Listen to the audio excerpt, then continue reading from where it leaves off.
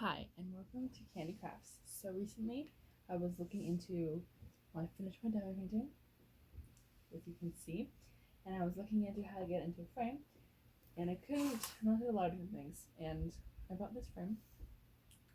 It's 11 by 14 inches, and I did that because I didn't know what my exact measurements are. The one thing to remember is that if you do know, it tells you the size on the diamond painting, right there for me. And it'll tell you about the thing of the measurements of the entire thing, not just the picture, all the white parts around it.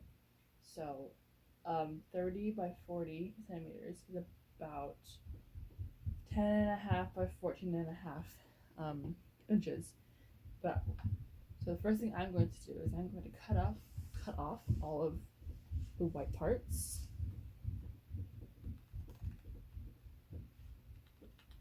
Right up to the diamond. So it was just the picture. And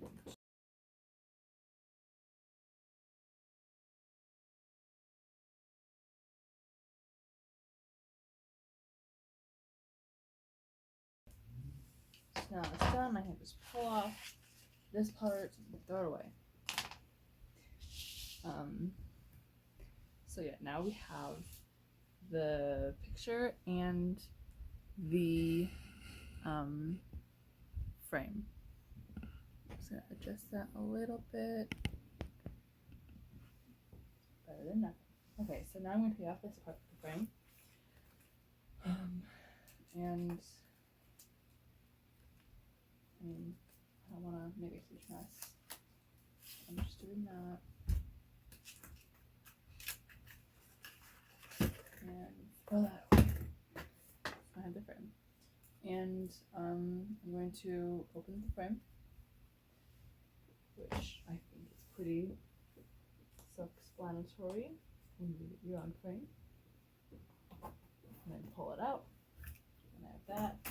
And it came with this neat little picture that I'm going to use in a minute. And then it came with this, which I am not going to use.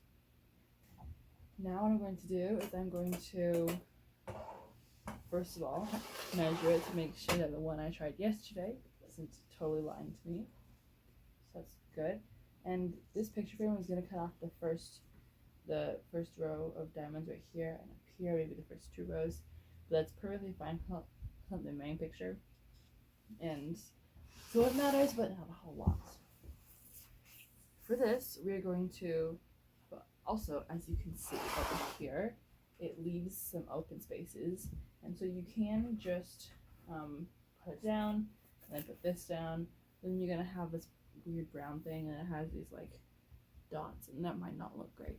So what I'm going to do, I'm going to take this, and I'm just going to glue it down here. And I'm using Elmer's stick glue.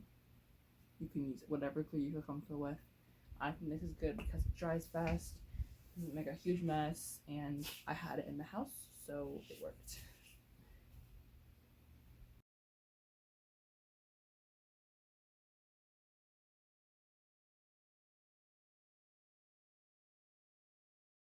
So that's that.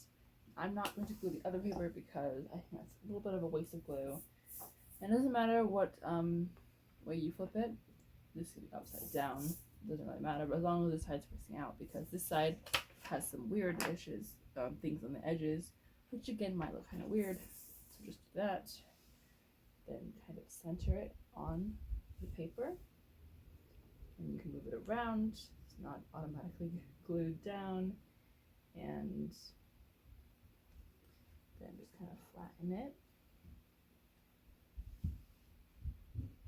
all the way around, and I'm going to put it in the frame. And putting it in the frame I think is pretty self-explanatory. Just pick it up and put it in the frame.